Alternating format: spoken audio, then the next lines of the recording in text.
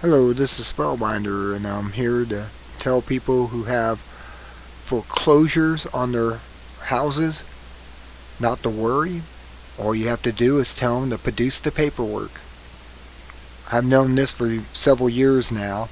I don't own any or owe on any properties, so I don't worry about it. But I come across it 5 years ago when a man down in Florida was getting foreclosed on for his, it was about $500,000 house in Florida.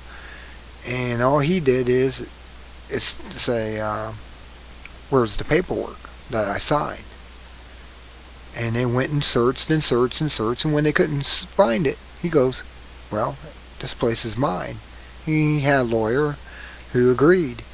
And next thing you know is he owns the house now. That was 5 years ago. Think about today. It's been 5 years since they've been flip-flopping these mortgages, and it's called, the assets. They're bad assets that they've been trading around and trying to sell them off. And now they've been switched around and pushed around so many times that the original mortgage companies may still have the paperwork and may not. And because most of this has been entered into a computer, and now it's lost. There is no real signature. They can't find the paperwork that you actually signed your name to for the mortgage and everything. You don't own it. You own that house now. There's probably 80% of the people out there being foreclosed on who can stay in their home and own it at this point, right now. As I speak, you're living in your own home. Thanks to them and their scams, their fraudulent system that they come up with to try to hoodwink you into paying them money, and then when you can't pay, take it away from you. Well, that sounds like something like the old banksters back in the 30s and stuff. They would come up and say, well, you can't pay your mortgage on your house, and I'm calling it in. Well, it's mine, move out. And, people did that because he still had the deed to the house or whatever. Now, there's the thing. They can't find your paperwork. You own that house today because they got greedy. And it's showing up. It says here, we suggest an immediate moratorium on foreclosures and a requirement that all notes be produced by purported holders of mortgages within a reasonable length of time. If they cannot be found, the mortgages, as well as the securities that pool them, are no longer valid, and you own the house outright. That means that the homeowners are not indebted, and that the homes are owned free and clear, and that, dear bankers, is a big, big problem. It also is the law. Without evidence of debt, there is no debtor and no creditor. So you see, they have screwed themselves, and all you have to do is show it to them, and they will let you have the home because they can't do a damn thing about it under the law.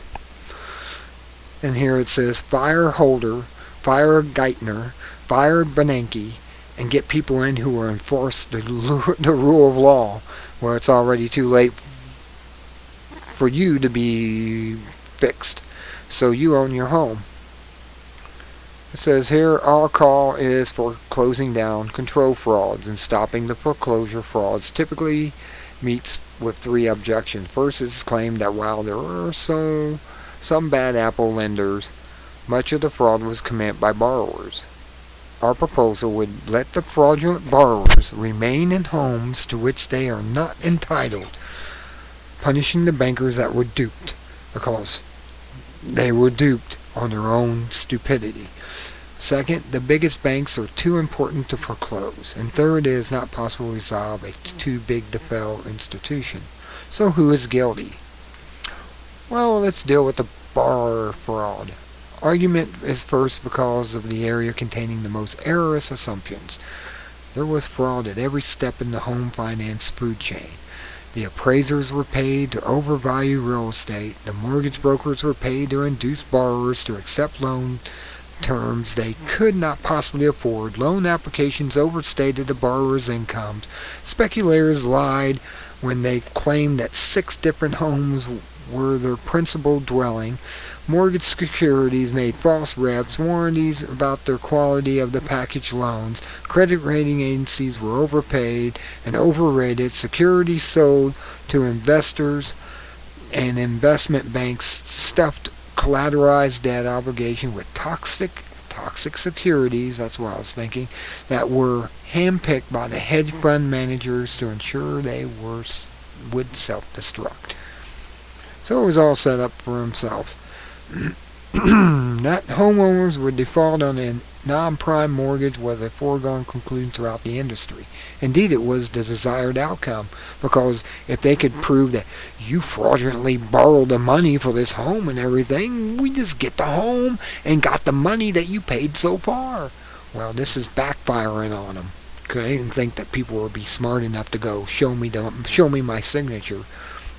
This was something the lending side knew, which few on the borrowing side could have realized. The homeowners were typically fraudulently introduced into lending, and lenders, agents, and loan brokers to enter into non-prime mortgages. The lenders knew the loans-to-value ratio and income of the debt ratios that wanted the borrower to appear to meet the order to make it possible for the lenders to sell the non-prime loan at premium. LTV can be gimmicked by inflating the appraisals. The debt-to-income ratio can be gimmicked by inflating income. Liars, loans, lenders use that loan format because they allowed the lenders to simultaneously loan to a vast number of borrowers that could not repay their home loans at premium yields, while making it look at the purchaser of the loans that it was relatively low risk. Liars' loans maximize the lender's reported income, which maximized the CEO's compensation. The problem is that only the most sophisticated non-prime borrowers, the speculators who bought 6 homes, 1. Knew that the key ratios had to appear to meet. 2. Had the ability to induce appraiser to inflate substantially and report the market value of the home. 3. Knew how to create the false financial information and was intentionally consistent and credible. The solution was for the lender and the lender's agents: 1. To instruct the borrower to report a certain income or even to fill out an application with false information. 2. To suborn and appraisers to provide necessary inflated market values, and 3. Create fraudulent financial information that had at least minimum coherence. When the overburdened homeowner began missing payments, late fees, and higher interest rates kicked in, boost the stated income of mortgages, servicers, and the value of the securities.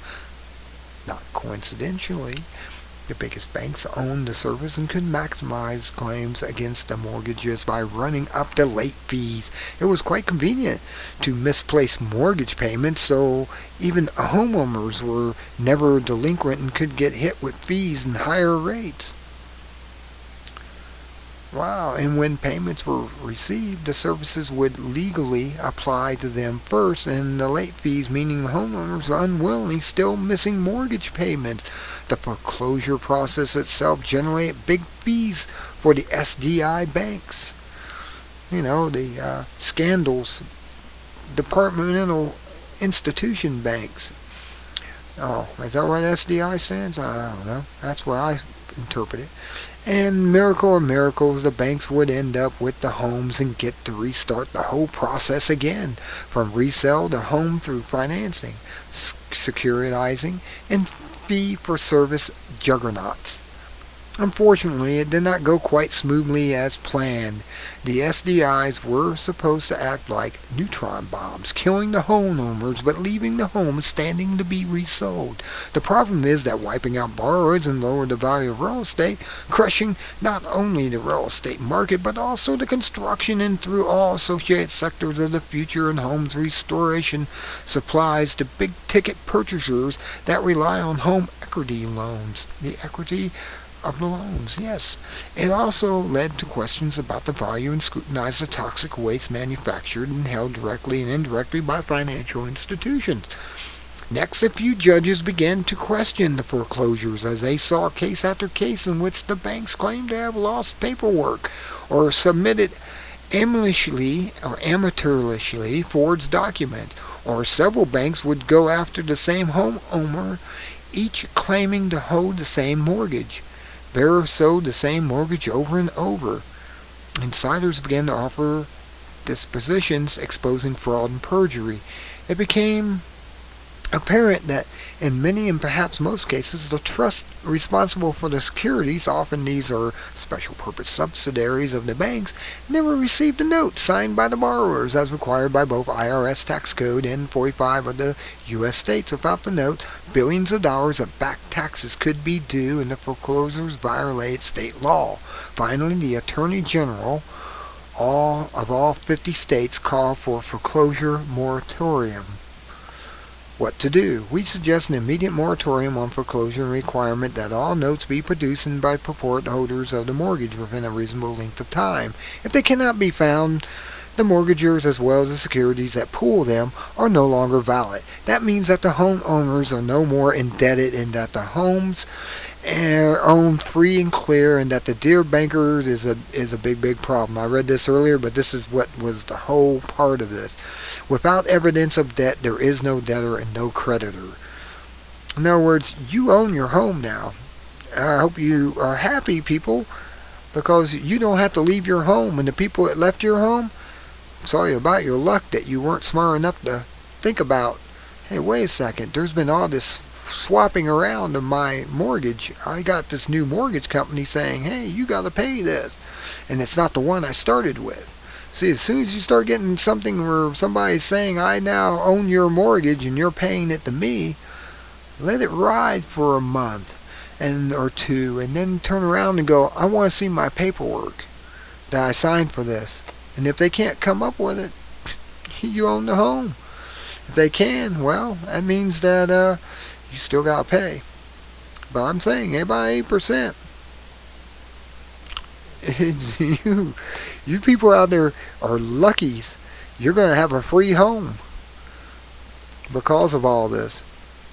Like I said, they did this years ago. The guy brought it up and started the ball rolling. That's when I first heard about it. It was a news article saying this guy got a home for free because he asked for his paperwork when they tried to foreclose on him, and they couldn't come up with the paperwork.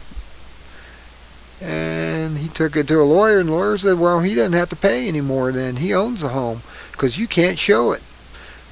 I don't know what you do about the title to it, but somehow you get a title on everything, and it's all yours. It's all you. Well, until next time, this is Bellbinder with this very informative information for people who are worried about foreclosures, who have been paying for 10 years or something and suddenly are faced with this. Just ask for the paperwork. Go through this article. I'm going to print this. I'm going to post the article link in my description at the bottom of the video, and you go and check it on yourself, and you'll probably find out you got a free home. Until next time, this is Spellbinder with this helpful information, and happy to give it. Good day.